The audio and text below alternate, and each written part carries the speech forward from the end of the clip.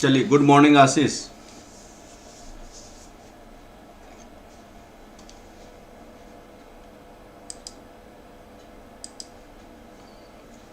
प्रीति good morning. चलिए आज start करते हैं स्टैंडर्ड कॉस्टिंग।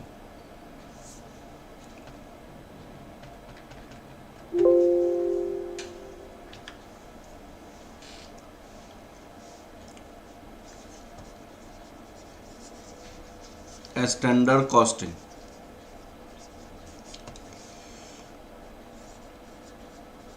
ग्रुप 2 की कॉस्ट एफएम का पार्ट है, कॉस्ट प्लस एफएम। यहाँ पे हम आपका 50% है, ये भी आपका 50% है, ये दोनों आपकी 50-50% है, कॉस्ट और एफएम। तो यहाँ पे आपका जो एफएम हमारी जो स्टार्ट हुआ है 8:30 PM मंडे, वेडनेसडे, फ्राइडे, और कॉस्ट में इसका कंप्लीट कराऊंगा मैं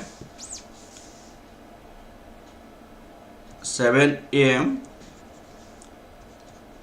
ट्यूसडे, थर्सडे और सैटरडे, ये मैं कंप्लीट कराऊंगा। ठीक है, तो उस सिलसिला में हम आप स्टार्ट करते हैं आज आपको कॉस्ट अकाउंटिंग। और इसकी नाम होता है, इसको न्यू सिलेबस में इसका नाम क्या दिया है, मैनेजमेंट अकाउंटिंग। मैनेजमेंट अकाउंटिंग जो इम्पोर्टेंट पार्ट है और न्यू टॉपिक दे दिया गया मैनेजमेंट अकाउंटिंग का। तो हम मैनेजमेंट अकाउंटिंग अभी शुरू कर रहे हैं, that is a standard costing. उसका पार्ट है एक स्टैंडर्ड कॉस्टिंग, स्टैंडर्ड कॉस्ट। अब सुनिएगा, ये एक एस्टिमेटेड कॉस्ट होता है, एस्टिमेटेड कॉस्ट। अगर आपको कोई प्रोडक्ट बनानी है, Anupam Pal good morning sir, good morning बेटा। अब सुनिएगा, यह एक एस्टिमेटेड कॉस्ट होता है। आपको कोई यदि प्रोडक्ट बनाना है, सपोज कीजिए आपको कोई प्रोडक्ट बनाना है, तो उस प्रोडक्ट बनाने के लिए हम एक कॉस्ट को एस्टिमेट करते हैं कि भाई इस कॉस्ट में हमें आपको 3 चीज़ें आपका लगेगा। आपका मटेरियल लगेगा, मटेरियल, लेबर, ओवरहेड। आपने एस्टिमेट किया कि भाई मटेरियल हमारे पास 5 kg प्रोडक्ट बनाने में लगेगा और उसकी प्राइसेज होगा ₹10 पर kg मान लिया जाए। लेबर हमारा आपको 5 आवर्स का लेबर लगेगा, उसको हमने पेमेंट करेंगे ₹20 पर आवर। ओवरहेड हमारे पास हो सकता है कि कुछ एक्सपेंडिचर आपको लगे, ₹10 आपका ओवरहेड रखे। तो ये आपने एस्टिमेट किया, और एस्टिमेशन के बाद हम प्रोडक्ट को बनाना शुरू करते हैं। अब बताइए, प्रोडक्ट बनने के बाद हमारे पास एक्चुअल कॉस्ट की आइडेंटिफिकेशन होती है। Actual cost. अब एक्चुअल कॉस्ट हमारे पास क्या हो सकता है, हमारे पास तीनों का, मटेरियल का, लेबर का और ओवरहेड का, तीनों का, मटेरियल, लेबर और ओवरहेड का। भाई एक्चुअल कॉस्ट हो सकता है कि यहाँ पे 5 kg बोली गई है, तो उसको हम क्या कहेंगे, हो सकता है पॉसिबल है कि 5 kg बोली गई है, तो हो सकता है कि ये आपको 6 kg लग जाए, हो सकता है कि 4 kg लग जाए। यहाँ पे लेबर हमने बोला था 5 आवर्स, हो सकता है कि 6 आवर्स लग जाए, हो सकता है कि 4 आवर्स लग जाए। यहाँ पे ओवर एट 10 रुपीज बोला है, हो सकता है कि ये 12 रुपीज हो जाए। तो हम एक्चुअली क्या करते हैं, पास्ट एक्सपीरियंस के बेसिस पे, ऑपरेटिंग कंडीशन के बेसिस पे, ऑपरेटिंग कंडीशन, जिस कंडीशन में हम प्रोडक्ट को ऑपरेट करेंगे उस कंडीशन के बेसिस पे, पास्ट एक्सपीरियंस के बेसिस पे हम किसी भी प्रोडक्ट को प्रोड्यूस करने के लिए हम एक कॉस्ट एस्टिमेट करते हैं। अब वो कॉस्ट को क्या कहा जाता है, हम कहते हैं स्टैंडर्ड कॉस्ट कहा जाता है। That is said to be the standard cost. हमारी operating condition, this is your important, किस कंडीशन में आप प्रोडक्ट को प्रोड्यूस कर रहे हैं उस कंडीशन को कंसीडर करते हुए, उस कंडीशन को कंसीडर करते हुए हम एक कॉस्ट को एस्टिमेट करते हैं। जो आपका कॉस्ट को एस्टिमेट करते हैं उस कॉस्ट को क्या कहा जाता है, स्टैंडर्ड कॉस्ट कहा जाता है। That is said to be a standard cost. उस कॉस्ट को क्या कहते हैं हम, स्टैंडर्ड कॉस्ट कहते हैं। अब क्या करते हैं, स्टैंडर्ड कॉस्टिंग क्या होता है, स्टैंडर्ड कॉस्टिंग। तो स्टैंडर्ड कॉस्टिंग क्या होता है कि जो हमने स्टैंडर्ड कॉस्ट निकाला है उस स्टैंडर्ड कॉस्ट को हम क्या करते हैं, एक्चुअल कॉस्ट से कंपेयर करते हैं। एक्चुअल कॉस्ट से क्या करते हैं, कंपेयर करते हैं।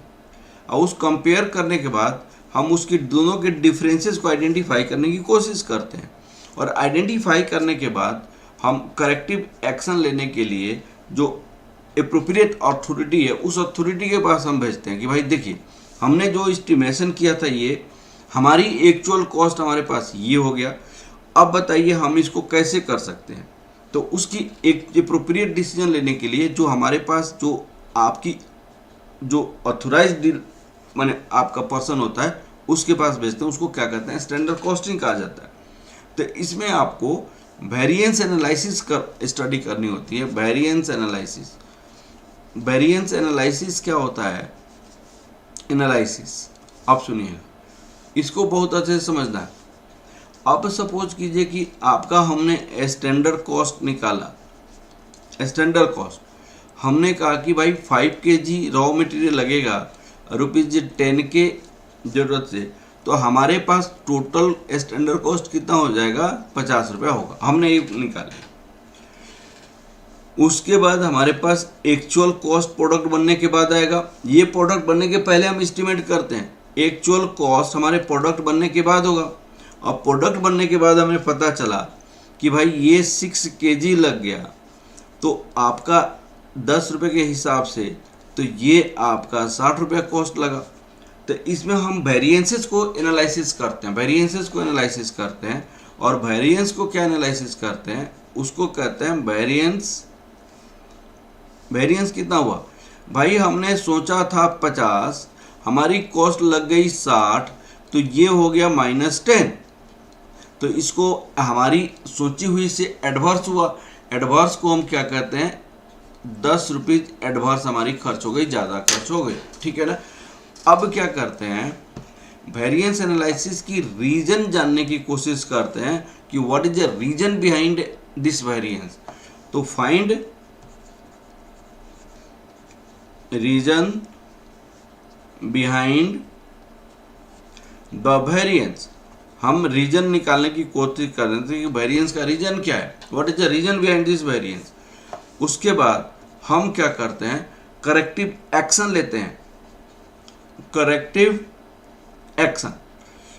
एक्शन कि भाई हमारी कोई जेन्युइन रीजन से हमारे पास कॉस्ट इंक्रीज कर गया है, इन्फ्लेशन के कारण कॉस्ट इंक्रीज कर गया है, कि आपका मिस मैनेजमेंट के कारण कॉस्ट इंक्रीज किया हुआ है, और आपको उस कौन सा पर्सन है रेस्पॉन्सिबल पर्सन, उस रेस्पॉन्सिबल पर्सन के कारण कॉस्ट इंक्रीज किया है। ये सारी चीज़ें हम आइडेंटिफाई करने की कोशिश करते हैं। अब वो हम करेक्टिव एक्शन लेते हैं, भाई क्या रीजन से हमारी कॉस्ट इंक्रीज किया हुआ है, क्या और कॉस्ट इंक्रीज किया हुआ है, ठीक है ना। तो ये करने से हमारी क्या हो जाएगा, कॉस्ट कंट्रोल हो जाएगा। This is the way of controlling cost. हम ये आपकी एक तरीका है कि कॉस्ट को कैसे हम कंट्रोल कर सकते हैं। स्टैंडर्ड कॉस्टिंग, स्टैंडर्ड कॉस्टिंग आपको जब मिला होगा बेटा लिंक, तो उसमें लिखा होगा स्टैंडर्ड कॉस्टिंग है। ये फर्स्ट क्लास है प्रिया मैनेजमेंट अकाउंटिंग की। अब सुनिएगा, एक कंट्रोलिंग कॉस्ट जो होता है, कंट्रोल कॉस्ट को करते हैं, दैट इज द वे, मैंने ये स्टैंडर्ड कॉस्टिंग के बेसिस पे हम क्या करते हैं, कॉस्ट को कंट्रोल करते हैं। This the whole chapter logic standard costing topic का है, और ये आपका मैनेजमेंट अकाउंटिंग का है। ओल्ड सिलेबस में कॉस्ट एफएम में कॉस्ट का पार्ट है, ठीक है। एफएम हमारी शाम को चल रही है, मंडे वेडनेसडे फ्राइडे, और ये आपको सुबह होगा, तो आपका सिलेबस कंप्लीट हो जाएगा 2 महीने के अंदर में, ठीक है। साथ साथ कॉस्ट और एफएम दोनों पर डे चल रहा है आप लोगों का। तो ये this is the way of cost को कंट्रोल करने का एक तरीका होता है, ठीक है ना बेटा। तो what is the standard cost? जिस ऑपरेटिंग कंडीशन में आप प्रोडक्ट को ऑपरेट कर रहे हैं, उस ऑपरेटिंग कॉस्ट में हम कॉस्ट को एस्टिमेट करते हैं प्रोडक्ट बनने के पहले कि भाई इसकी कॉस्ट क्या होगी।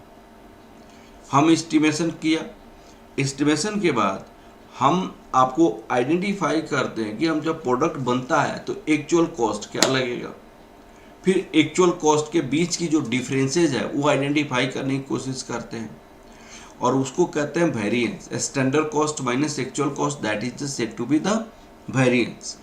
अब उस वेरिएंस में हमारे फेवर में वेरिएंस आया कि हमारे एडवर्स में वेरिएंस आया, वो आइडेंटिफाई करने की कोशिश करते हैं। फिर जो डिफरेंसेज आता है उसकी रीजन जानने की कोशिश करते हैं, क्या रीजन से ये वेरिएंसेज आया, क्या कोई पर्सन इफेक्टेड है, क्या कोई इन्फ्लेशन इफेक्टेड है, क्या कोई रीजन है, और वो पर्सन कौन सा है जो कि आपका रेस्पॉन्सिबल है इस वेरिएंसेस के लिए, उसको हम रिवार्ड और पनिशमेंट देते हैं। अगर मान लीजिए वो पर्सन आपको एडवर्स में चला गया तो उसको हम क्या करते हैं, रिवार्ड देते हैं, हम मैंने पनिशमेंट करते हैं। अगर फेवरेबल हो तो उसको रिवार्ड देते हैं। और करेक्टिव एक्शन क्या है, ताकि इसको हम बहुत अच्छे से, what is the corrective action, ताकि इसको बहुत अच्छे से हम क्या करें, कॉस्ट को कंट्रोल कर सकें। ये चैप्टर का मेन लॉजिक यही है, मेन कंसेप्ट यही है। तो मैं आपको बताता हूँ standard cost, standard costing, variance analysis, जो मैं थ्योरेटिकली आपको समझा दिया। व्हाट इज दिस, प्लीज देखिएगा। It means the pre determined cost of future. Pre product बनने के पहले हम डिटरमाइन करते हैं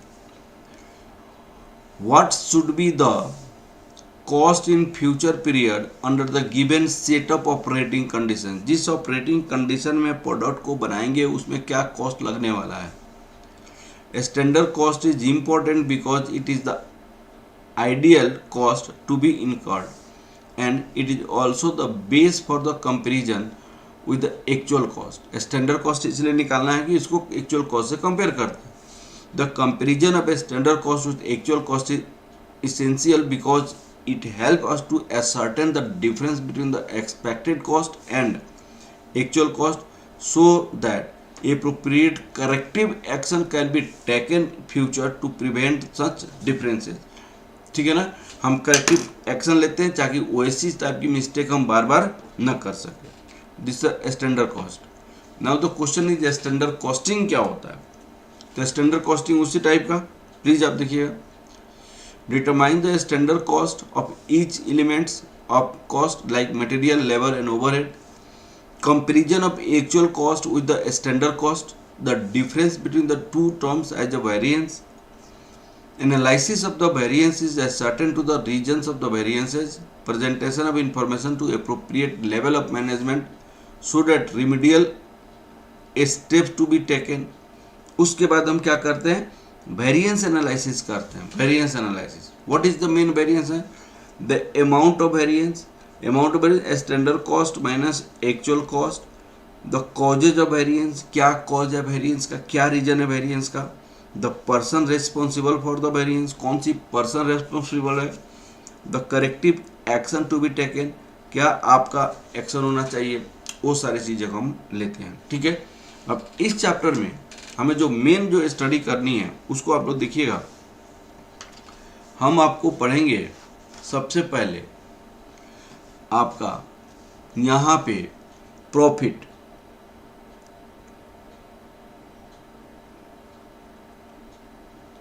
हाँ जी, आपको यहाँ पे प्लीज समझिएगा, जैसे मान लीजिए यहाँ पे प्रॉफिट होता है, प्रॉफिट हमारे क्या होता है, सेल होता है, यहाँ पे कॉस्ट होता है।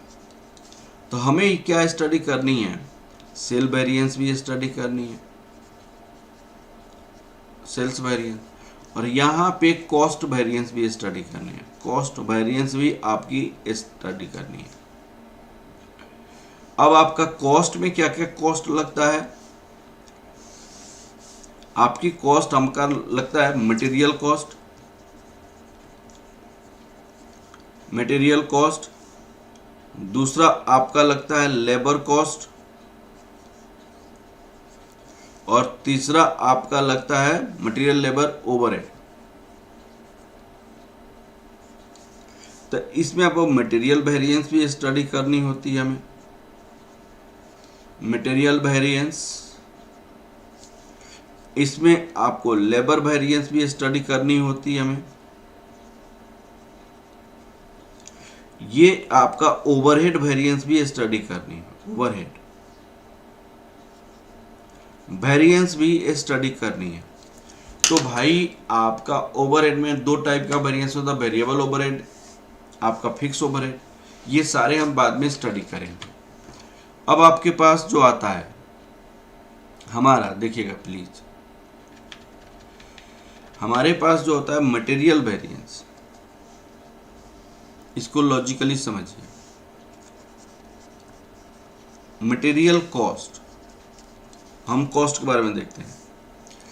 मटेरियल कॉस्ट का हमारे पास क्या होता है कि क्वांटिटी हमारे पास यूज होता है, क्वांटिटी, और क्वांटिटी को हम प्राइस से हम मल्टीप्लाई करते हैं तो मटेरियल कॉस्ट आ जाता है। तो जैसे मान लीजिए यहाँ पे 10 kg रॉ मटेरियल हम यूज करेंगे ₹12 के हिसाब से, तो हमारी कॉस्ट क्या हो जाएगा, ₹120 होगा। तो यहाँ पे क्वांटिटी के कारण जो वेरिएंसेस अराइज होता है, जैसे मान लीजिए हमने एस्टिमेट किया, this is your standard cost, this is your standard cost, in actual हमारे पास ये 10 kg नहीं 11 kg मटेरियल यूज हो गया, और प्राइस में हमारे पास ₹12 था, तो हमारी कॉस्ट कितनी हो गई बताइएगा। आपका 11 kg लग गया, तो 11 × 12 आपको ₹132 हो गया, 132 हो गया। तो यहाँ पे क्वांटिटी के कारण कॉस्ट में वेरिएंसेस आ रहा है, यहाँ पे वेरिएंसेस क्या आ रहा है, quantity. Here cost of material variance rupees आपका 120 से 132 हो गया, दैट इक्वल टू ₹12। ये क्यों हुआ, this is due to the quantity, this is due to quantity, ये क्वांटिटी के कारण हुआ। तो हम क्या कहते हैं, इसको क्या कहते हैं, material quantity variance, quantity variance. लेकिन इनका नाम क्या होता है, मटेरियल को यूज करने में हमारे पास गलती हुई है, तो इसको हम कहते हैं मटेरियल यूसेज वेरिएंस कहा जाता है, मटेरियल यूसेज वेरिएंस। तो हमारी क्वांटिटी के कारण हमारी कॉस्ट इंक्रीज कर गया, क्वांटिटी के कारण कितना, हमारा ₹12 की हमारे पास ये चेंजेज हो गया। तो ये आपका ₹12 जो चेंजेज हुआ, होना चाहिए था 100। कैसे इसको मटेरियल यूसेज वेरिएंस का क्या फॉर्मूला बन सकता है, वो फॉर्मूला मैं बाद में डिस्कस करूंगा, ठीक है। हमारे पास 120 हमने सोचा, हमने 132 लगा दिया, तो हमारी कॉस्ट ₹12 का वेरिएंस आया, जो वेरिएंस आपका एडवर्स हुआ। 120 के प्लेस पे 132 यूज हो गया, तो हमारे लिए वेरिएंस हुआ। क्यों हमारे पास वेरिएंस हुआ, हमारे 10 kg के प्लेस पे, 10 kg के प्लेस पे हमने 11 kg मटेरियल यूज कर दिया। 10 केजी के प्लेस पे हमने 11 केजी मटेरियल यूज कर दिया, तो क्वांटिटी के कारण वो इसको कहते हैं क्या, क्वांटिटी वेरिएंस। ठीक है ना। हो सकता है case second it may be possible कि इन्फ्लेशन के कारण प्राइस इंक्रीज कर गया मटेरियल का, तो मटेरियल कॉस्ट आपका हम हो सकता है, मटेरियल कॉस्ट हमारा तो ये 10 केजी ही लगा, लेकिन हमारी ये 10 केजी ही लगा, लेकिन हमने जो 12 रुपये का एस्टिमेशन किया था वो 13 रुपीज़ हो गया, 13 रुपीज़। तो यहाँ पे हमारी कॉस्ट आपका कितना हो गया, 130 हो गया। तो यहाँ पे वेरिएंस क्या हुआ हमारे पास, तो यहाँ पे प्राइस हमारे पास, यहाँ पे आपकी वेरिएंस क्या होगा, standard cost minus actual cost. तो स्टैंडर्ड हमने सोचा था क्या 120, जो 120 हमारे स्टैंडर्ड सोचा था, लेकिन एक्चुअल में कॉस्ट लगा 130। तो ये आपको 10 रुपीज़ हमारे पास एक्स्ट्रा कॉस्ट लग गया। तो इस 10 को हम क्या कहेंगे, एडवर्स कहेंगे, हमारे पास एक्स्ट्रा कॉस्ट लग गया। तो ये क्यों लगा, तो this variance is due to the price of the raw material. This cost increase due to price of raw material, and this variance is said to be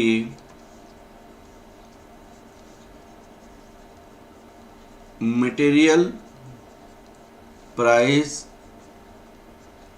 variance। Material price variance, इस variance को हम क्या नाम देते हैं, material price variance कहा जाता है। This variance is said to be material price variance.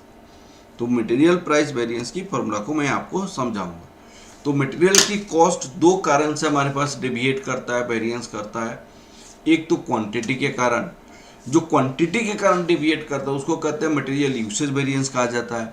एक तो प्राइस के कारण, और प्राइस के कारण जो होता है वो आपको मटेरियल प्राइस वेरिएंस कहा जाता है, मटेरियल प्राइस वेरिएंस कहा जाता है। फिर क्वांटिटी में आपका दो और होता है, मटेरियल मिक्स वेरिएंस। अगर कोई प्रोडक्ट बनाने में दो या दो से ज़्यादा मटेरियल लग रहा है तो उसकी मिक्सचर में कारण का वेरिएंस हो सकता है, आउटपुट के कारण वेरिएंसेस हो सकता है।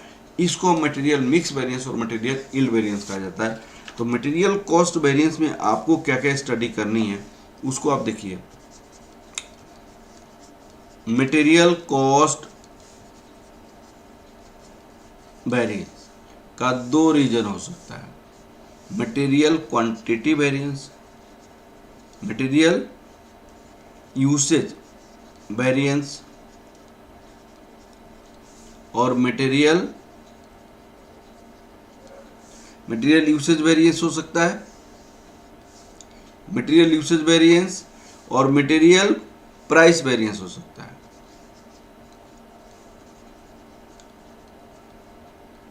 प्राइस वेरिएंस भी हो सकता है, material usage variance, material price variance.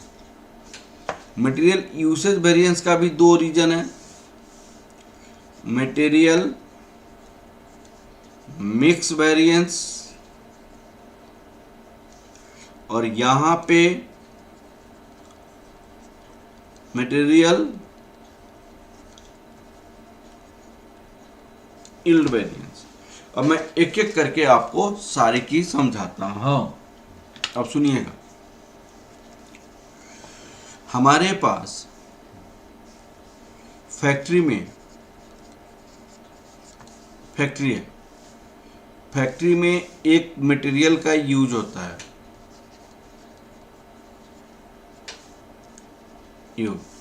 और एक मटेरियल का परचेज होता है,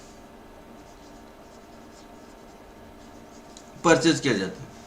अब बताइए मटेरियल का यूज कौन करता है, ये जो यूज करता है वो प्रोडक्शन का जो एक्सपोर्ट होगा that is the production manager. यहाँ पे प्रोडक्शन मैनेजर होता है, दिस इज प्रोडक्शन। अब मटेरियल परचेज कौन करता है, तो परचेज मैनेजर। परचेज मैनेजर, अब सुनिएगा, परचेज मैनेजर एक तो मटेरियल का यूज करने वाला है जो प्रोडक्शन मैनेजर है, अब मटेरियल को परचेज करने वाला है जो परचेज मैनेजर है। अब प्रोडक्शन मैनेजर से पूछा गया कि भाई वन प्रोडक्ट बनानी है, एक प्रोडक्ट बनानी है, एक प्रोडक्ट बनानी है, उस प्रोडक्ट के लिए कितने केजी मटेरियल लगेगा। इन्होंने कहा कि सर उस प्रोडक्ट बनाने के लिए 5 केजी रॉ मटेरियल का हमारे एप्लीकेशन होगा। ठीक है भाई, चेयरमैन ने समझ गया, अथॉरिटी ने समझ गया कि 5 केजी मटेरियल लगेगा। अब परचेज मैनेजर से पूछा जाएगा कि भाई साहब बताइए ये वाला जो मटेरियल यूज होने वाला है वो कब कितने में मटेरियल परचेज करोगे। तो इन्होंने कहा कि सर मैं ₹10 पर केजी में परचेज करूँगा। तो हमारी कॉस्ट एस्टिमेशन हो गई, एस्टिमेटेड कॉस्ट, स्टैंडर्ड कॉस्ट पता चल गया। हमारी स्टैंडर्ड कॉस्ट पता चल गया, कितना हो गया बताइएगा, आप बताइए स्टैंडर्ड कॉस्ट कितना हो गया इस केस में। स्टैंडर्ड कॉस्ट, हमारी स्टैंडर्ड कॉस्ट पता चला कि 5 केजी रॉ मटेरियल लगेगा 10 रुपये के हिसाब से। तो हमारा पता चल गया 5 केजी रॉ मटेरियल लगेगा 10 रुपये के हिसाब से, तो हमारी स्टैंडर्ड कॉस्ट पता चला कि 50 रुपया लगेगा। ठीक है, हमने फाइंड आउट किया। अब क्वेश्चन है कि इन एक्चुअल, मान लिया जाए एक्चुअल, इन एक्चुअल में हमारे पास ये आपकी 6 केजी लगा दिया, एक्चुअल में हमारे पास 6 केजी लग गया। अब सुनिएगा बेटा, प्लीज आप लोग समझने की कोशिश कीजिएगा। इन एक्चुअल में हमें 6 केजी लग गया। अब चेयरमैन इनसे पूछेगा, अरे पागल है क्या प्रोडक्शन मैनेजर, तुमने बोला था 5 केजी लगेगा, तुमने 6 केजी लगा दिया। तो हमारी कॉस्ट, एक्चुअल कॉस्ट आपका कितना हो जाएगा बताइएगा। एक्चुअल कॉस्ट हमारी कितनी हो जाएगी, तुमने 6 केजी लगा दिया, उसने तो 10 रुपये के हिसाब से परचेज किया, तो तुमने 6 केजी लगा दिया तो ₹60 कॉस्ट लग गई ना। ये 60 रुपये की कॉस्टिंग कौन देगा, ये हमारे पास हमने सोचा था कि 50 रुपये लगेगा, हमने सोचा था कि कॉस्ट 50 रुपये लगेगा, 50 के बदले में तुमने 60 लगा दिया, तो हमारे पास एक्सेस कॉस्ट कितना हो गया, एक्सेस कॉस्ट। अरे यार तुमने 50 बोला, 50 लगना था, 60 लग गया, तो 10 रुपये हमारे पास एडवर्स हो गया। ये एक्सेस कॉस्ट किसकी गलती के कारण हुआ है, किसकी गलती के कारण हुआ है बताइए। Who is responsible for this person? Who is responsible for this mistake? Who is responsible for this excess cost? तो कहा जाएगा कि भाई साहब प्रोडक्शन मैनेजर आप रेस्पॉन्सिबल है इसके लिए। इनको कहा जाएगा कि भाई आप रेस्पॉन्सिबल है इसके लिए। तो प्रोडक्शन मैनेजर की सैलरी से पैसा 10 रुपये काटी जाएगी, तो प्रोडक्शन मैनेजर ऐसा गलत एस्टिमेशन अगले बार से नहीं देगा, अगले बार से प्रोडक्शन मैनेजर एस्टिमेशन गलत नहीं देगा। जो क्वांटिटी के कारण जो वेरिएंसेस राइज हुआ, प्रोडक्शन मैनेजर अगले बार से एक मिस्टेक नहीं करेगा। Are you getting my point. तो प्रोडक्शन मैनेजर इस टाइप से मिस्टेक नहीं करेगा, तो इसको कहते हैं मटेरियल यूसेज वेरिएंस कहा जाता है। This is material usage variance. तो in this case the material के कारण जो वेरिएंसेज राइज होता है उसको कहते हैं मटेरियल यूसेज वेरिएंस कहा जाता है। That is said to be production usage variance. अब प्रोडक्शन मैनेजर इसके कारण रेस्पॉन्सिबल है, ठीक है ना। तो प्रोडक्शन मैनेजर रेस्पॉन्सिबल है। अब यहां पे हो सकता है, इट मे बी पॉसिबल कि मटेरियल इन एक्चुअल ये आपको 12 रुपया में पर केजी परचेज किया, तो एक्चुअल कॉस्ट इस केस में कितना हो जाएगा प्लीज बताएंगे आप। इस केस में हमारे पास एक्चुअल कॉस्ट कितना होगा बताइएगा। एक्चुअल कॉस्ट हमारे पास 5 केजी रॉ मटेरियल लगा, लेकिन 12 रुपये के हिसाब से लगा, तो ये ₹60 हो जाएगा, एक्चुअल कॉस्ट 60 हो जाएगा। तो एक्सेस कॉस्ट कितना होगा इसमें, एक्सेस कॉस्ट आपका कितना होगा ₹। हमारे पास लगना चाहिए था 50 के बदले में हमारे पास कॉस्ट लग गया 60, ये ₹10 हमारे एडवर्स हो गया। तो ये ₹10 एडवर्स का who is responsible in this 10? भाई परचेज मैनेजर चेयरमैन पूछेगा कि तुमने तो बोला था कि हम 12 रुपये खरीद कर लाएंगे, तुमने तो बोला था कि हम 12 रुपये में खरीद कर लाएंगे, लेकिन तुमने खरीदा कितना में? तुमने 12 बोल के तुमने बोला था 10 रुपये में हम खरीद के लाएंगे, और तुम 10 बोल के तुमने 12 में खरीद के लाया। तुमने 10 बोल के तुम 10 रुपये में खरीदने के बोला था, और 10 बोल के तुमने 12 रुपये में खरीद के लाया। तो ये तो तुम्हारी मिस्टेक है, ये तुम्हारी मिस्टेक है। 10 बोल के तुमने 12 में खरीदा, तो ये तुम्हारी मिस्टेक है। और तुम्हारी मिस्टेक के कारण जो कॉस्ट राइज हुआ है उसका बियर तुम करेगा। परचेज मैनेजर को दंड किया जाएगा, परचेज मैनेजर को पनिशमेंट किया जाएगा इन दिस केस। तो परचेज मैनेजर अगले बार से जब परचेज करेगा तो 10 जगह जाके पूछेगा कि भाई क्या प्राइस है, निगोशिएशन करके परचेज करेगा। इफेक्टिव और इफिशिएंटली वो परचेज करने की कोशिश करेगा। आज जब उसी तरह प्रोडक्शन मैनेजर को हम पनिशमेंट करेंगे कि तुम्हारी मिस्टेक से हमारे पास 5 kg के प्लेस पे 6 kg प्रोडक्ट बनाने में कॉस्ट लग गई है, और उसकी रेस्पॉन्सिबिलिटी प्रोडक्शन मैनेजर के पास जाएगा, और प्रोडक्शन मैनेजर की सैलरी से जब पैसा काटी जाएगी तो प्रोडक्शन मैनेजर अगले बार से क्या करेगा? वेल रिकॉग्नाइज्ड अच्छे ढंग से प्रोडक्ट को प्रोड्यूस करेगा, ताकि 5 के प्लेस पे 5 ही kg लगे। इनएफिशिएंट ढंग से नहीं करेगा, ठीक है ना। तो क्वांटिटी के कारण जो वेरिएंसेज राइज होता है, who is responsible for this? Production manager is responsible. Purchase के कारण जो प्राइस के कारण जो वेरिएंसेज राइज होता है, who is responsible? Purchase manager responsible है। हाँ जी, आप लोग बताइए समझ आया कि नहीं आया बेटा? ये 2 पॉइंट समझ आया कि नहीं? क्वांटिटी के कारण जो वेरिएंसेज राइज होता है वो कौन रेस्पॉन्सिबल होता है? Production manager. हाँ जी अनुपम, प्रिया, बेटा समझ आया कि नहीं? क्वांटिटी के कारण जो वेरिएंस राइज होता है वो प्रोडक्शन मैनेजर होता है, और जो परचेज मैनेजर के कारण जो होता है वो आपको कौन होता है? परचेज मैनेजर के कारण जो होता है वो आपको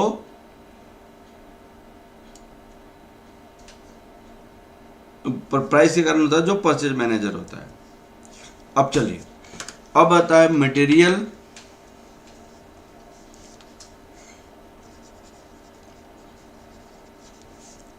यूसेज वेरिएंस का क्या फॉर्मूला होता है? मटेरियल यूसेज वेरिएंस की क्या फॉर्मूला हो सकता है? सुनिएगा, मटेरियल यूसेज वेरिएंस की क्या फॉर्मूला होता है?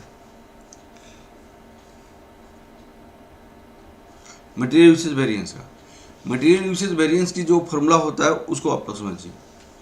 यहाँ पे बोला जाएगा कि तुमने यूज किया स्टैंडर्ड क्वांटिटी, तुमने कितना बोला था? 5 kg यूज करने के लिए। एक्चुअल क्वांटिटी तुमने कितना यूज किया? 6 kg यूज कर दिया। ये तुम्हारी मिस्टेक है। तुम्हारी जो प्राइस क्या होगा? तो यहाँ पे प्राइस जो मल्टीप्लाई करते हैं स्टैंडर्ड प्राइस से मल्टीप्लाई करते हैं। स्टैंडर्ड प्राइस से क्यों? क्योंकि प्राइस की जो डेविएशन होगा परचेज मैनेजर रेस्पॉन्सिबल होगा।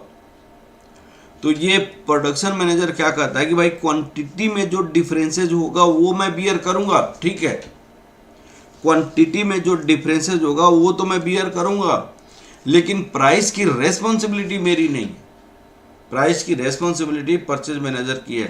तो इसीलिए स्टैंडर्ड प्राइस यहाँ पे कितना था? यहाँ पे 10 रुपीज का था। Variance means differences, variance means फर्क। आपको स्टार्टिंग से मैं बता रहा हूँ, वेरिएंस का मतलब होता है कि जो हमने सोचा उससे अलग जो होगा उसको डिफरेंस कहा जाता है, वेरिएंस कहा जाता है। तो आपको standard cost minus actual cost, standard price. अब इसको आप लोग समझने की कोशिश करो। आपने बोला था 5 kg हम मटेरियल लगाएंगे, 5 kg के प्लेस पे आपने 6 kg लगा दिया, तो आपने वेरिएंस अलग किया ना। तो अब सोचिए, यहाँ पे स्टैंडर्ड प्राइस होता है, तो इसकी कॉस्ट में आपका क्या हो जाएगा? -1 kg इंटू ₹10 तो ये आपको ₹10 एडवर्स आपका हो जाएगा। ये कौन बियर करेगा? प्रोडक्शन मैनेजर बियर करेगा। ठीक है, अब एक और एग्जांपल देखिएगा। आपका एक है आपका material usage, material price variance. Material price variance, उन्होंने यहाँ पे प्राइस के डिफरेंस, यहाँ पे क्वांटिटी डिफरेंस होता है, क्वांटिटी डिफरेंस के कारण होता है। यहाँ पे मटेरियल प्राइस वेरिएंस, प्राइस में आपको प्राइस डिफरेंस, प्राइस में डिफरेंस होता है, प्राइस के कारण, डिफरेंसेस के कारण जो वेरिएंसेस राइज होता है। अब देखिएगा, हमने सोचा था कि भाई साहब हम 10 रुपये में खरीद के लाएंगे, लेकिन आपने कितना में खरीद के लाया? 12 रुपये में खरीद के लाया। तो 12 रुपये में खरीद के लाया, जो डिफरेंसेज है वो आपको तो देना पड़ा। अब 12 रुपये में खरीद के लाए तो एक्चुअल क्वांटिटी होगा कि आपका एक्चुअल क्वांटिटी होगा कि स्टैंडर्ड क्वांटिटी होगा। इससे मल्टीप्लाई करोगे कि इससे मल्टीप्लाई करोगे? किससे मल्टीप्लाई करोगे? किससे? आप बताओ। स्टैंडर्ड क्वांटिटी से मल्टीप्लाई करोगे कि एक्चुअल क्वांटिटी से मल्टीप्लाई करोगे? किससे मल्टीप्लाई करोगे भाई? यहाँ पे एक्चुअल क्वांटिटी आप अगर 6 kg यूज किया या 5 kg यहाँ पे यूज किया, तो यहाँ पे हमने एक्चुअल क्वांटिटी से मल्टीप्लाई करते हैं। सपोज कीजिए 6 kg आपने यूज किया, तो 6 kg से मल्टीप्लाई करेंगे एक्चुअल क्वांटिटी। मैंने यहाँ पे तो स्टैंडर्ड प्राइस था, एक्चुअल से सर, एक्चुअल से क्यों मल्टीप्लाई करते हैं? उसका रीजन क्या है? एक्चुअल से इसीलिए मल्टीप्लाई करते हैं क्योंकि परचेज मैनेजर की रेस्पॉन्सिबिलिटी है कि जितनी भी तुमको परचेज करनी है सारी को इफेक्टिवली इफिशिएंटली परचेज करनी है। इसका मतलब ये नहीं कि प्रोडक्शन मैनेजर ने पहले तुमको बोला था 5 kg परचेज करने के लिए और तुमको 6 kg परचेज करना पड़ जाएगा, तो 5 kg इफेक्टिवली और इफिशिएंटली परचेज करोगे। 1 kg तुम इग्नोर करके परचेज करोगे, ज़्यादा भाव में परचेज करोगे, ऐसी नहीं है।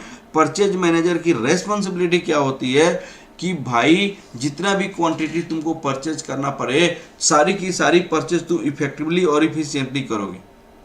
तो standard price minus actual price, यहाँ पे एक्चुअल क्वांटिटी का फॉर्मूला होता है, एक्चुअल क्वांटिटी। हाँ जी, ये लॉजिक फॉर्मूला का समझ आया कि नहीं? है स्टैंडर्ड प्राइस, बताइए। प्रीति, अनुपम, प्रिया, हाँ जी, ये एक्चुअल क्वांटिटी आप लोग को समझ आया कि नहीं आया? यहाँ पे स्टैंडर्ड प्राइस है, यहाँ पे एक्चुअल प्राइस है। एक्चुअल क्वांटिटी होनी चाहिए एक्चुअल, क्योंकि मैंने आपको it is responsibility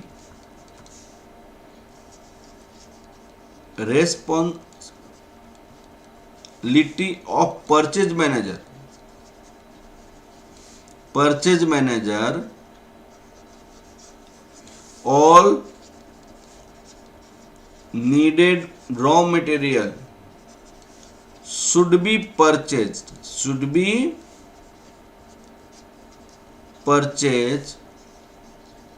effectively and efficiently। आपको जितने भी रॉ मटेरियल परचेज करनी है इफेक्टिवली परचेज करनी है और इफिशिएंटली परचेज करनी है। ठीक है, तो मटेरियल प्राइस वेरिएंस आपका हमेशा आपका स्टैंडर्ड प्राइस, एक्चुअल प्राइस, यहाँ पे एक्चुअल क्वांटिटी होता है, this is your actual quantity. ये आपको माइंड में रखना पड़ेगा। अब एक दूसरी केसेस में बनाया, अब सुनिएगा, एक और केसेस में बताया। मान लिया जाए कि 10 kg फिनिश गुड्स है,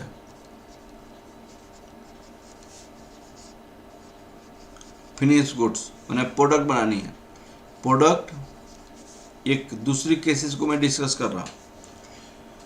प्रोडक्ट रिक्वायर्ड टू प्रोड्यूस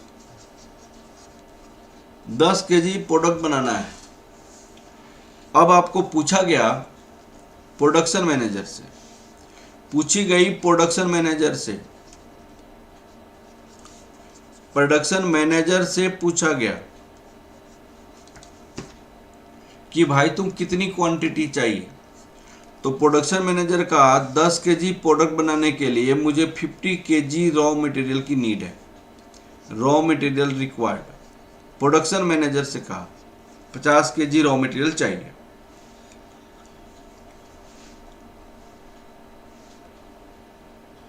मैंने शायद सेंड कर दिया है, नहीं किया तो मैं भी कर दूंगा। सुनो, प्रोडक्शन मैनेजर ने कहा कि मुझे 50 केजी रॉ मटेरियल चाहिए, ठीक है। अब देखिए,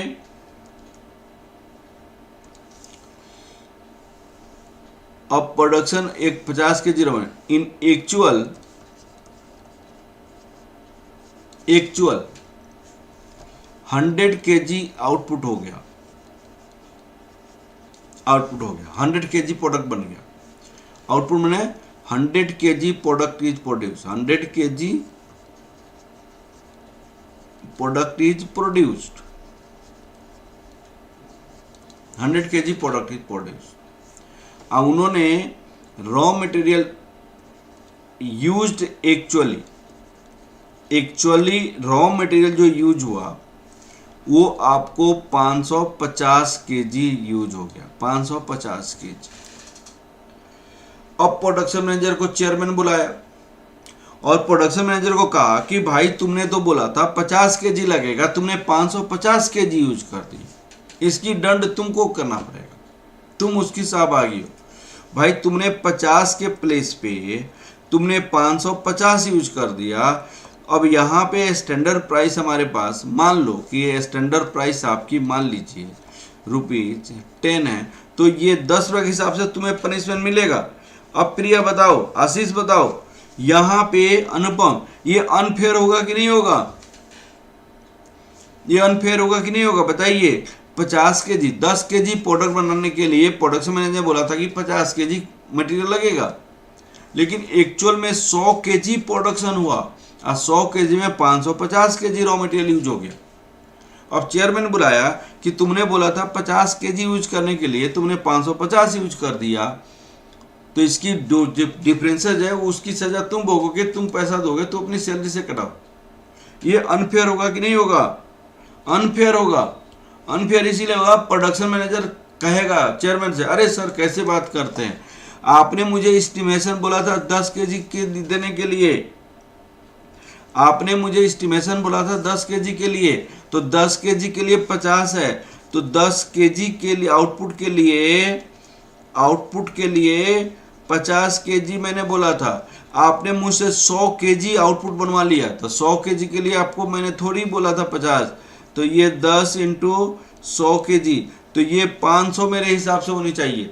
मैं जैसे एस्टिमेशन दिया था 500 का, तो मैंने ये फर्क नहीं होगा, हमारी कंपेयर होना चाहिए 500 माइनस 550 इंटू 10। अब हमारा जो वेरिएंस आएगा ये आपका एक्चुअल होगा। भाई 10 केजी के लिए मैंने बोला था, तो इसको कहते हैं, इसको क्या कहते हैं, स्टैंडर्ड। ये बात हमेशा दिमाग में रहे, standard quantity for actual output. भाई क्वांटिटी तो होनी चाहिए, लेकिन एक्चुअल आउटपुट के बेसिस पे। क्वांटिटी तो होनी चाहिए, लेकिन हमारी एक्चुअल आउटपुट के बेसिस पे कितना क्वांटिटी लगना चाहिए वो आपको माइंड में होनी चाहिए, वो आपको आउटपुट होनी चाहिए। तो आपका मटेरियल यूसेज वेरिएंस का जो फॉर्मूला आया है, मटेरियल यूसेज वेरिएंस का जो फॉर्मूला आता है उसको कहते हैं आपका standard quantity for actual output, actual output के लिए कितना, माइनस एक्चुअल क्वांटिटी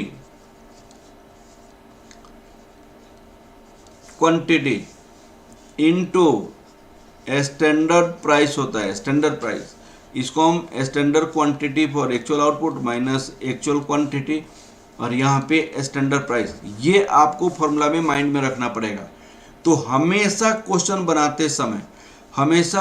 बनाते समय आपको एक वर्किंग नोट बनाना पड़ेगा। सबसे पहले आपको माइंड कंसंट्रेट करके देखना क्या पड़ेगा कि एक्चुअल आउटपुट कितनी है, एक्चुअल आउटपुट कितनी है। और सेकंड में आपको क्या देना पड़ेगा, standard quantity for actual output कैसे निकालेंगे, एक्चुअल क्वांटिटी निकालेंगे। अब एक्चुअल आउटपुट सबसे पहले क्वेश्चन में देखना है, और उसके बेसिस पे standard quantity for actual output निकालनी है, और ये वाली फॉर्मूला अप्लाई करनी है। अब मटेरियल प्राइस वेरिएंस का क्या फॉर्मूला बन सकता है, ये मटेरियल यूसेज वेरिएंस हो गया। मटेरियल प्राइस वेरिएंस की क्या फॉर्मूला बन सकता है,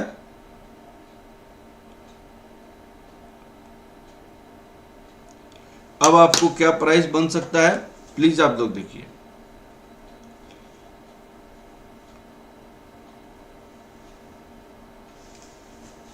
सुनिए, मटेरियल प्राइस वेरिएंस की क्या फॉर्मूला बन सकता है, मटेरियल प्राइस वेरिएंस भाई standard price minus actual price, यहां पे एक्चुअल क्वांटिटी होता है, एक्चुअल क्वांटिटी होता है। मटेरियल कॉस्ट वेरिएंस क्या होता है, standard cost minus actual cost होता है, standard cost minus actual cost. और इसको हम दूसरे तरीका से material usage variance plus material price variance भी करते हैं, this is material cost variance. ये आपकी कंसेप्ट है, और मटेरियल कॉस्ट वेरिएंस का हम एक क्वेश्चन करते हैं, उसके बेसिस पे आपको पूरी कंसेप्ट आपको समझ आ जाएगा। ठीक है, हाँ जी, क्लियर हुआ कंसेप्ट।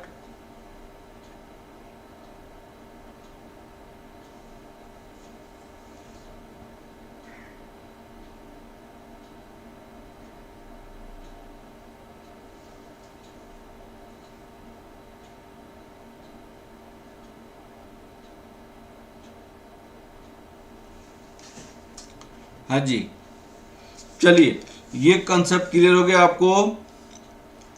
तो यहां पे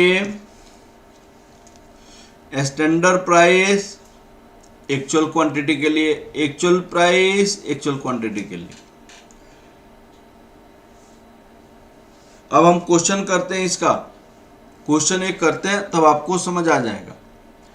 आपको सबसे पहले आपकी कोई भी क्वेश्चन करते समय, आपको कोई भी क्वेश्चन करते समय सबसे पहले आपका एक वर्किंग नोट होता है, आपको कैसे क्वेश्चन स्टार्ट करनी है।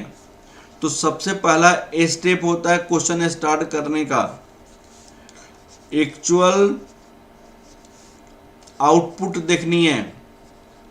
आउटपुट का मतलब प्रोडक्शन देखना है। स्टेप 2 में आपको क्या करनी है, स्टेप 2 में आप देखिए बेटा, यहाँ पे एक्चुअल आउटपुट देखनी है, प्रोडक्शन देखनी है। स्टेप 2 में आपको क्या करनी है, calculate standard quantity for actual output. उसके बाद स्टेप 3 में टेबल बनानी है, टेबल स्टैंडर्ड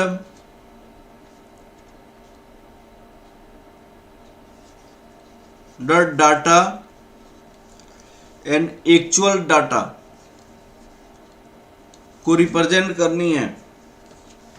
अब सुनिएगा, material cost variance equal to material price variance plus material usage variance. ठीक है, अब आपको टेबल कैसे होनी चाहिए, वो टेबल आपको हमेशा माइंड में रखना पड़ेगा। यहाँ पे आपको टेबल कैसे बनना चाहिए, standard quantity for actual output, standard price, standard cost, revise standard quantity, actual quantity, actual price, actual cost, ये आपको टेबल बनाना पड़ेगा। हर एक क्वेश्चन को इतना ही टेबल से हो जाएगा। रिवाइज स्टैंडर्ड क्वांटिटी में आपको नेक्स्ट क्लास में मैं समझाऊंगा मटेरियल मिक्स वेरिएंस निकालते समय। आप लोग प्लीज इसको समझने की कोशिश करेंगे। ये वाली क्वेश्चन को सुनिएगा, ये वाली क्वेश्चन को बहुत अच्छे समझिए। RS Limited has adopted the standard costing furnishes the following information. Standard material for 7 kg finished goods. ये स्टैंडर्ड जो डाटा बनी है for 7 kg output, 7 kg output में 10 kg रॉ मटेरियल लगेगा। प्रोडक्शन मैनेजर से पूछा गया भाई 7 kg बनानी है, 7 kg बनानी है तो आपको कितना kg रॉ मटेरियल लगेगा, तो उन्होंने कहा सर 10 kg रॉ मटेरियल लगेगा, 10 kg रॉ मटेरियल लगेगा। फिर परचेज मैनेजर के पास गया तो परचेज मैनेजर ने कहा कि भाई हम 10 रुपया पर केजी के हिसाब से परचेज करेंगे, 10 रुपया पर केजी के हिसाब से परचेज करेंगे। मटेरियल यूसेज वेरिएंस है बेटा, मटेरियल यूसेज वेरिएंस। अब 10 रुपये के परचेज के हिसाब से हम परचेज करेंगे। एक्चुअल में आउटपुट आपका कितना हुआ, 21,000 केजी हुआ। तो मैंने आपको सबसे पहले आपकी क्या बोला है, स्टैंडर्ड, तो यहाँ पे 21,000 केजी आपका एक्चुअल आउटपुट हुआ। एक्चुअल आउटपुट 21,000 केजी यहाँ पे। तो सबसे पहला स्टेप क्या होता है कि भाई हम एक्चुअल आउटपुट देखते हैं, एक्चुअल आउटपुट देखते हैं 21,000 केजी, क्योंकि उन्होंने कहा आउटपुट 21,000 केजी। तो हमने आपको सेकेंड स्टेप क्या बोला था, calculate standard quantity for actual output, standard quantity for actual output.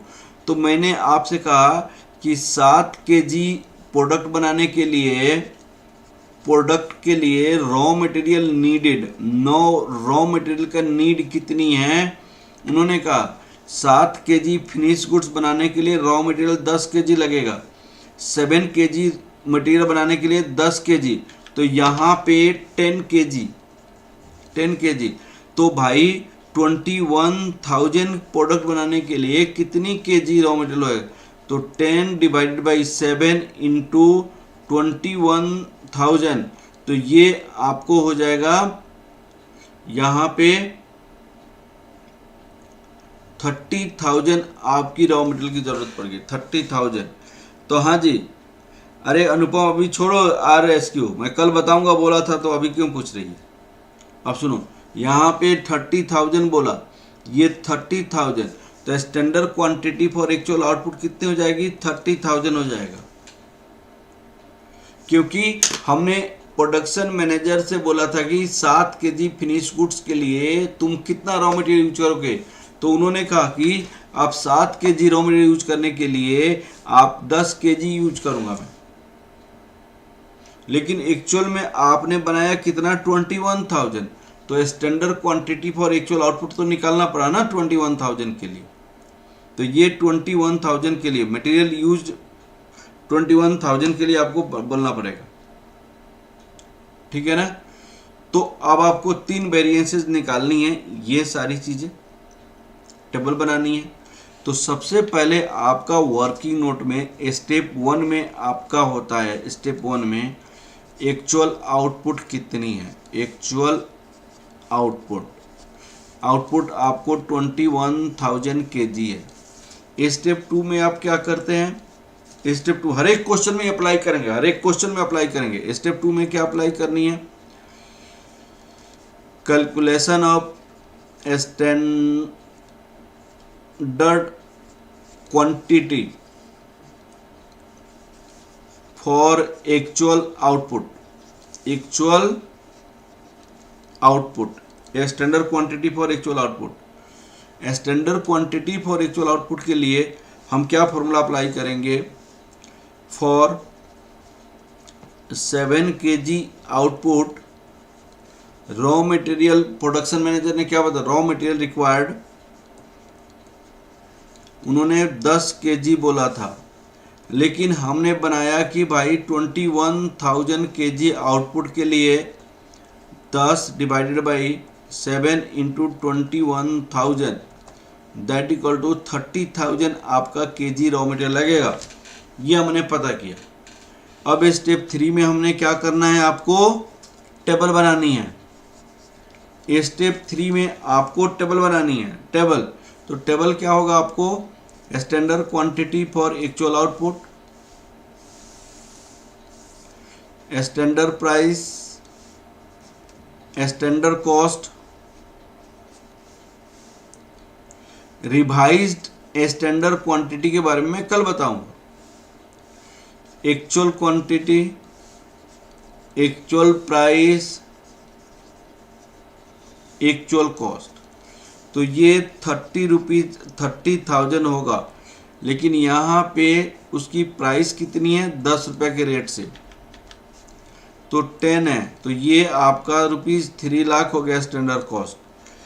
Actual में हमने क्या यूज किया बताइएगा? 28,000 और 2,52,100, तो यहाँ पे 28,000, 2,52,000, तो यहाँ पे 2,52,000 को आप डिवाइड करोगे 28,000 से, तो एक्चुअल प्राइस आ जाएगा 2,52,000 डिवाइड 28,000, तो ये ₹9 आपका हो जाएगा। ये ₹9 आपके पास आ जाएगा। हाँ जी, क्लियर हो गया? ये ₹9 हो गया आपके पास।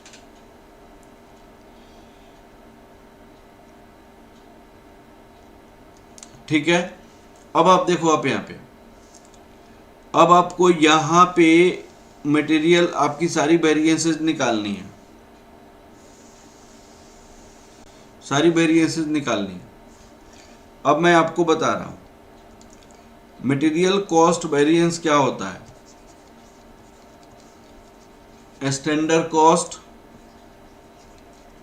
Minus actual cost.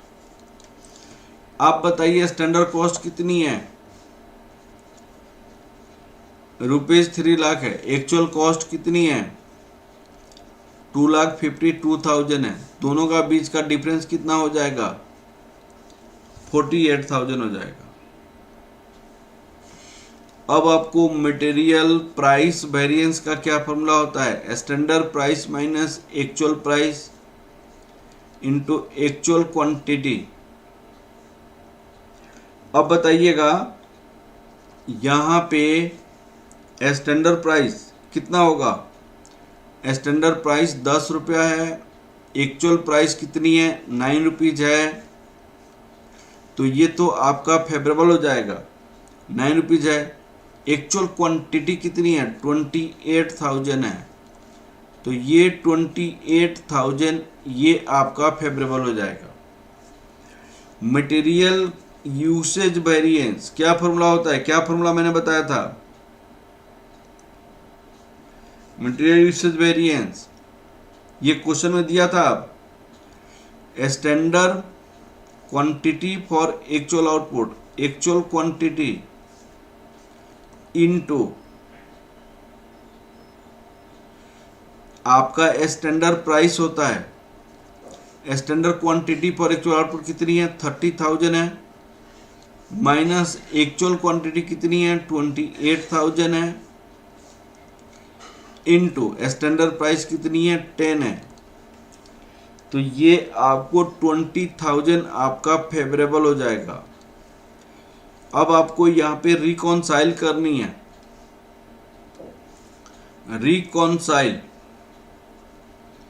रिकॉन्साइल में क्या होता है, प्लीज आप लोग समझने की कोशिश करना बेटा। रिकॉन्साइल में क्या होता है? मटेरियल कॉस्ट वेरिएंस आपको दो कारण से होता है। मटेरियल कॉस्ट वेरिएंस दो कारण से होता है, एकदम अच्छे से समझिए। मटेरियल कॉस्ट वेरिएंस दो कारण से होता है। एक तो कारण क्या होता है, प्राइस के कारण, एक तो क्या होता है, क्वांटिटी के कारण। तो दोनों को ऐड कर दिया जाता है, material usage variance plus material price variance. तो मटेरियल का यूसेज कितनी है, प्लीज आप लोग देखिए। मटेरियल का यूसेज 20,000 फेवरेबल है, प्लस यहाँ पे मटेरियल की प्राइस वेरिएंस कितनी है, 28,000 फेवरेबल है। दोनों को ऐड के कितना हो गया, 48,000 फेवरेबल हो गया। तो दोनों के ऐड करके यहाँ पे 48,000 फेवरेबल हो गया, जो इसके बराबर हो गया कि नहीं हो गया। हाँ जी बताइए बेटा, आप बताइए मटेरियल कॉस्ट वेरिएंस के बराबर हुआ कि नहीं हुआ, एकदम अच्छे से। मटेरियल कॉस्ट वेरिएंस के बराबर हो गया ना। तो दिस इज द कंसेप्ट। आप बताइए कंसेप्ट को बहुत अच्छे से क्लियर हुआ कि नहीं हुआ। अनुपम, आशीष, प्रीति, प्रिया, प्लीज बताइए आप लोग कंसेप्ट अच्छे से क्लियर हुआ कि नहीं स्टैंडर्ड कॉस्टिंग का।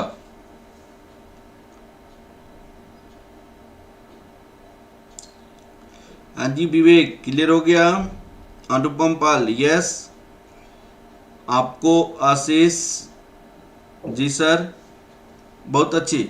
आपको 2-3 पॉइंट एकदम अच्छे से माइंड में रखना है, एकदम अच्छे से माइंड में रखना है। सबसे पहला माइंड में क्या रखनी है, सबसे पहली माइंड में क्या रखनी है कि हमेशा क्वेश्चन बनाते समय एक्चुअल आउटपुट देखेंगे। एक्चुअल आउटपुट हमेशा देखें, एक्चुअल में हमने प्रोडक्ट को कितना बनाया, एक्चुअल आउटपुट को देखेंगे ही हमेशा, सबसे पहले। दूसरी स्टेप में क्या करनी है, एक्चुअल जितनी हमने बनाया उतने के लिए स्टैंडर्ड क्वांटिटी कितना लगेगा। एक्चुअल जो प्रोडक्ट बना उस प्रोडक्ट बनाने के लिए स्टैंडर्ड क्वांटिटी कितना लगेगा, वो हमें आइडेंटिफाई करना पड़ेगा। एक्चुअल में जो प्रोडक्ट बना उस प्रोडक्ट बनाने के लिए हमें क्वांटिटी कितना लगेगा, तो उसको कहते हैं standard quantity for actual output. Standard quantity for actual output, standard quantity for actual output. उसके बाद हम क्या देखते हैं, हम एक टेबल बनाते हैं और उस टेबल में हमने जो फॉर्मूला आपको समझाया है वो फॉर्मूला एक एक करके अप्लाई करना है। अब ये रिवाइज्ड जो है, रिवाइज स्टैंडर्ड क्वांटिटी में नेक्स्ट क्लास में मैं समझाऊंगा, जब मटेरियल मिक्स वेरिएंस बताऊंगा और मटेरियल यील्ड वेरिएंस बताऊंगा, तब आपको ये चीज़ें सारी समझाऊंगा, ठीक है ना। तो आपको एकदम अच्छे से, सबसे पहले आपको एक और क्वेश्चन का एग्जांपल मैं देता हूं, आप लोग देखिएगा कि अगर मान लिया जाए 10 kg आउटपुट के लिए उन्होंने 50 kg रॉ मटेरियल यूज बोला है, एक्चुअल में आउटपुट कितना हुआ था, at the rate of 10 actual output हमारी हुई थी, एक्चुअल आउटपुट हमारे पास 100 kg हुआ था। एक्चुअल क्वांटिटी यूज हुआ था, एक्चुअल क्वांटिटी यूज हुआ था 550 kg, 550 kg। और प्राइस था, एक्चुअल प्राइस क्या था, ₹12 पर kg। अब आपको निकालनी है मटेरियल कॉस्ट वेरिएंस, सारी चीज़ें निकालनी है। तो इसके लिए आपको सबसे पहले क्या देखना पड़ेगा बताइए आप। सबसे स्टेप 1 में हम क्या चेक करते हैं, एक्चुअल आउटपुट देखते हैं। एक्चुअल आउटपुट हमारे पास 100 kg है। स्टेप 2 में हम क्या देखेंगे प्लीज बताइए।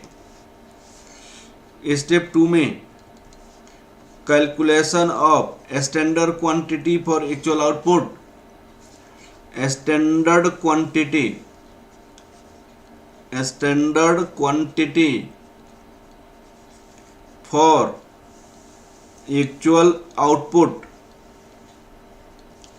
एक्चुअल आउटपुट, तो भाई देखिए 10 केजी आउटपुट के लिए 50 केजी, मैंने 50 केजी लगेगा 10 केजी अगर बनाएंगे तो, लेकिन एक्चुअल में हमें 100 केजी बनना है, 100 केजी, तो इसमें 500 केजी लगना चाहिए, 500। स्टेप 3 में मैंने आपको क्या बताया था, क्या करनी है, आपको टेबल बनानी है, standard data, standard data and actual data का टेबल बनानी है।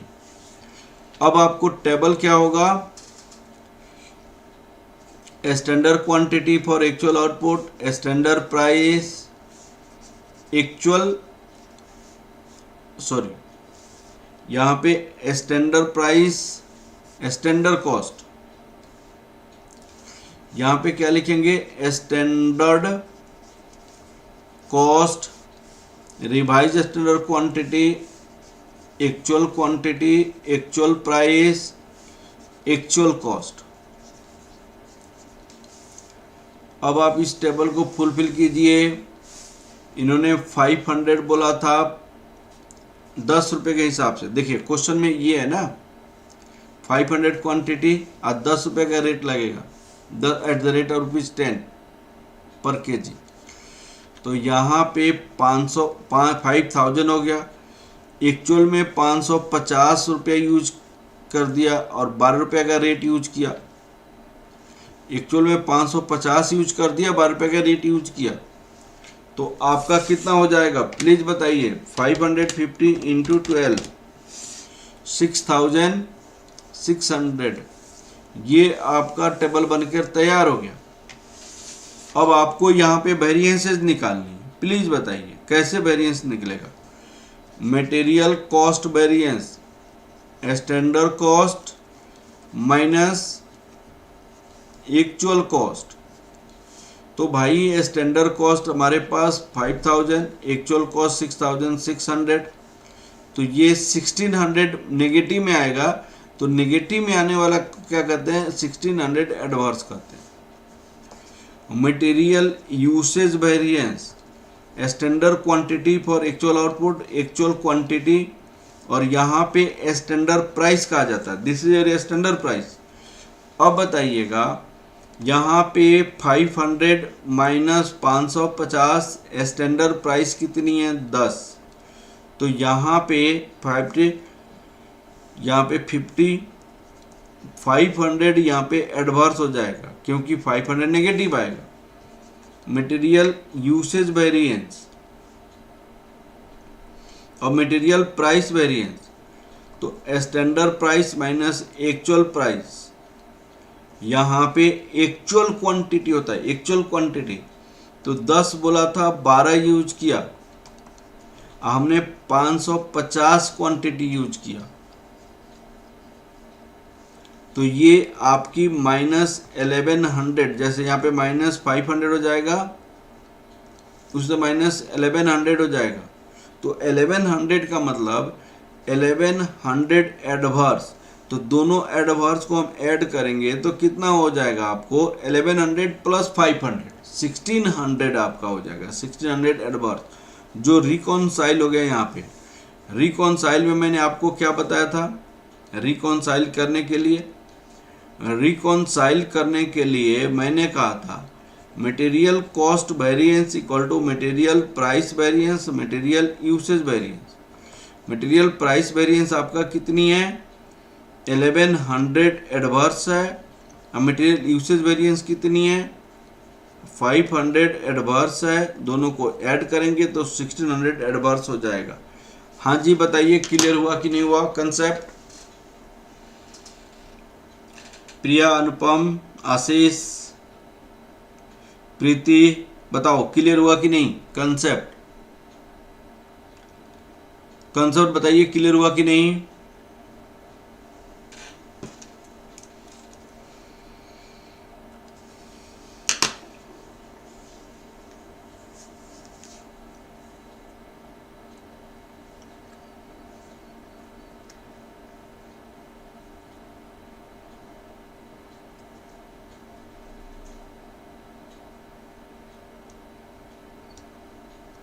चलिए, बड़ी खुशी की बात है, आप लोग समझ आ रहा है, क्लियर हो गया। चलिए, अच्छी बात है, बहुत खुशी की बात है।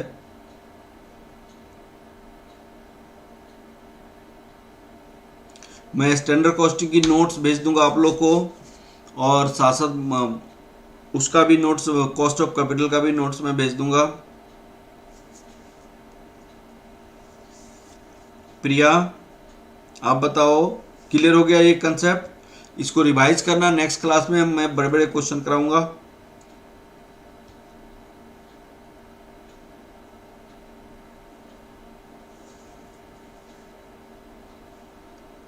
चलिए, okay, thank you class. Next class में फिर मिलते हैं बेटा।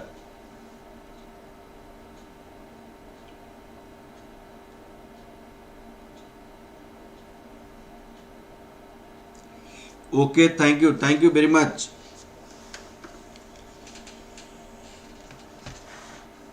चलिए, okay, thank you class, thank you. Next class में फिर